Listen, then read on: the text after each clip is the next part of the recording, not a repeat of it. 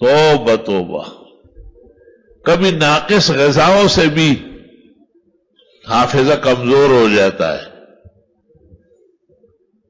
کبھی غلط اٹھک بیٹھک سے بھی حافظہ کمزور ہوتا ہے.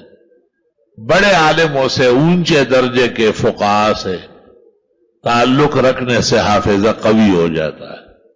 ہاں ظاہر ہے جن سے صحبت کرو گے، محبت کرو گے، آپ میں ان کے شعون اور یادیں آئے گی.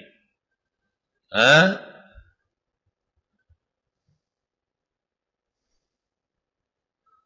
علماء نے اس جگہ وہ اعمال لکھے ہیں جو حافظے کو خراب کرتے ہیں. کہتے گرم گرم روٹی کھانے سے بھی حافظہ خراب ہوتا ہے.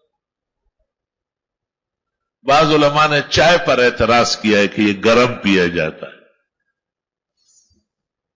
چائے تو گرم ہو، بیوی حسین ہو اور دولت پیسیار ہو.